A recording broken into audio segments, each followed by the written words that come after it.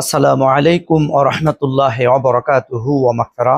আলহামদুলিল্লাহ ওয়া কাফা ওয়া সালাতু ওয়া সালামুন আলা ইবাদিহিল্লাযিনা ইসতাফা ওয়া খুসুসান আলা সাইয়্যিদিনা মাওলানা মুহাম্মাদানিল মুস্তাফা ওয়া আলা আলিহি তাইয়্যিবিন ওয়া আসহাবিহি তাহিরিন, আম্মা বাদ। দেশ বিদেশ থেকে যারা আমাকে দেখছেন সবার প্রতি জানাচ্ছি আন্তরিক মোবারকবাদ এবং শুভেচ্ছা। সম্মানিত উপস্থিতি, খোলাফায়ে রাশিদিন যুগে পবিত্র মিলাদে পাক সাল্লাল্লাহু আলাইহি ওয়া আলিহি ওয়াসাল্লাম আলোচনা হতো। এই ব্যাপারে আল্লামা ইবনে হাজার হাইতামি মক্কি রাহমাতুল্লাহি আলাই তার নিজ সনদে খোলাফায়ে রাশিদিন কর্তৃক মিলাদে পাঠের অনুষ্ঠানিক গুরুত্ব সম্পর্কে বিস্তারিত আলোচনা তিনি করেছেন। যেমন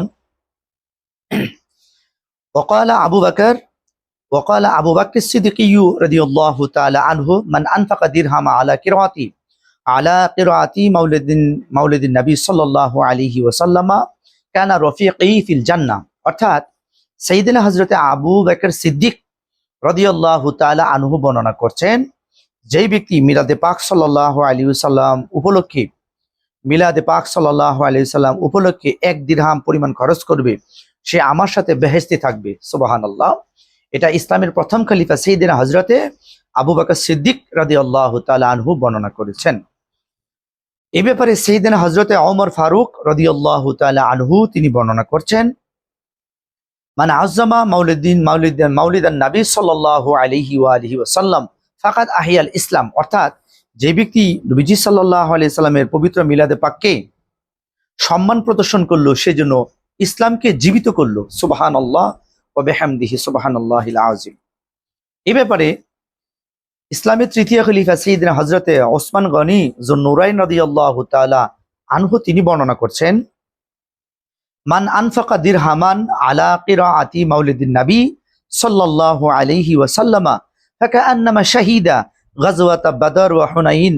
অর্থাৎ সাইয়েদনা হযরতে ওসমান গনি রাদিয়াল্লাহু তাআলা আনহু বর্ণনা করছেন, যেই ব্যক্তি মিলাদুন নবী পাঠ করার জন্য 1 দিরহাম পরিমাণ অর্থ ব্যয় করবে, সেই জন্য বদর ও হুনাইনের মতো কঠিন জিহাদে শরীক হলো। সুবহানাল্লাহ বিহামদিহি।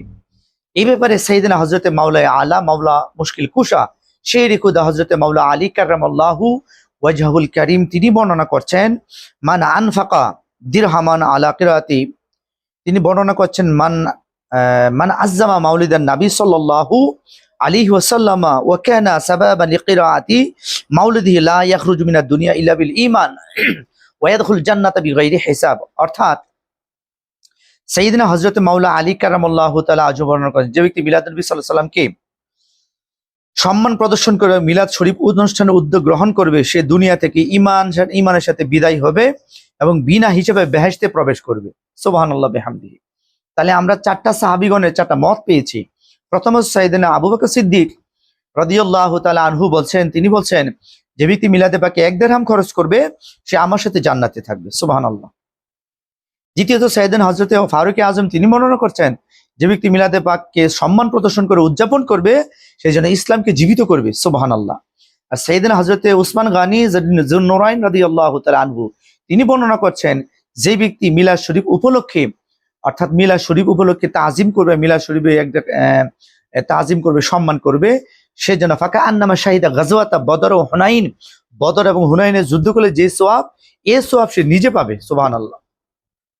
আর অপরদিকে হযরতে মাওলা আলী কাররামাল্লাহু ওয়াজহুল কারীম তিনি বলছেন, যে ব্যক্তি মিলাদ শরীফকে উদযাপন করবে, মানে আযযামা মাউলিদান নবী সাল্লাল্লাহু আলাইহি ওয়াসাল্লাম, যে ব্যক্তি মিলাদ শরীফ উপলক্ষে খরচ করবে লিকিরাআতি মাউলিদি লা ইয়াখরুজু মিনাদ দুনিয়া ইল্লা বিল ঈমান ওয়া ইয়াদখুলুল জান্নাতা বিগাইরি হিসাব। অর্থাৎ মিলাদে পাক উপলক্ষে টাকা পয়সা খরচ করবে, ঈমান নিয়ে সে ইন্তেকাল করবে এবং হাশরের মাঠে বিনা হিসেবে সে জান্নাতে প্রবেশ করবে। সুবহানাল্লাহ। এটা খোলাফায়ে রাশিদিনের আমল। সুতরাং মিলাদে পাকের আরো অনেক বর্ণনা করা যায়। তাছাড়া মা আয়েশা সিদ্দিকা রাদিয়াল্লাহু তাআলা আনহা বর্ণনা করছেন, মিশকাত শরীফে হাদিসটা এসেছে, পবিত্র মিশকাত শরীফের মধ্যে হাদিসটা এসেছে, যে নবীজি সাল্লাল্লাহু আলাইহি ওয়া আলিহি ওয়াসাল্লাম মিশকাত শরীফ বাবুল কারামাতের মধ্যে হাদিসটা আসছে, যে ওনার রওজা পাকে সকালবেলা 40,000, আবার সকালবেলা 70,000, আবার সন্ধ্যার সময় 70,000 ফেরেশতারা এসে চতুর্পাশে ঘুরে এবং নবীজির উপর সাল্লাল্লাহু আলাইহি ওয়াসাল্লাম পেশ করে। যারা একবার পৃথিবীতে নবীজির রওজা পাকে আসবে, তারা কিয়ামত পর্যন্ত আসার সুযোগ পাবে না। সন্ধ্যার সময় যারা আসবে, সকাল পর্যন্ত তারা তাওয়াফ করবে, যারা সন্ধ্যার সময় আসবে তারাও কেয়ামত পর্যন্ত আর সুযোগ পাবে না। তাহলে নবীজি সাল্লাল্লাহু আলাইহি ওয়াসাল্লামের উপর সালাতু সালাম পড়া, মিলাদে পাক আলোচনা করা কত গুরুত্বের ব্যাপার, যা ফেরেশতারা নবীজি সাল্লাল্লাহু আলাইহি ওয়াসাল্লামের পবিত্র রওজা পাকে তারা জিয়ারত করেন এবং দাঁড়িয়ে দাঁড়িয়ে তারা ঘোরাঘুরি করেন। তাহলে আপনি কি ফেরেশতাদেরকে কি বেদাতি বলবেন নাকি?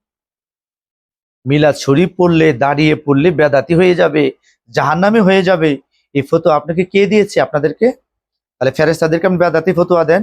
সুতরাং সম্মানিত দেশবাসী, সম্মানিত সুন্নি মুসলমান আমার ভাইয়েরা, সম্মানিত দেশবাসী ভাই বোনেরা যারা আমার কথা শুনছেন, অবশ্যই ঘরে ঘরে মিলাদে পাকের আলোচনা করবেন, ঘরে ঘরে মিলাদ শরীফে সালাতু সালামের আয়োজন করবেন, যাতে করে আল্লাহ পাক আমাদের ঘরে, আমাদের সমাজে, আমাদের দেশে যেন আল্লাহ পাক রহমত নাজিল করে। আল্লাহ পাক সবাইকে নবীজির সম্মান বুঝে মিলাদে পাক সালাতু সালাম পড়ার তৌফিক যেন আল্লাহ আমাদেরকে দান করে।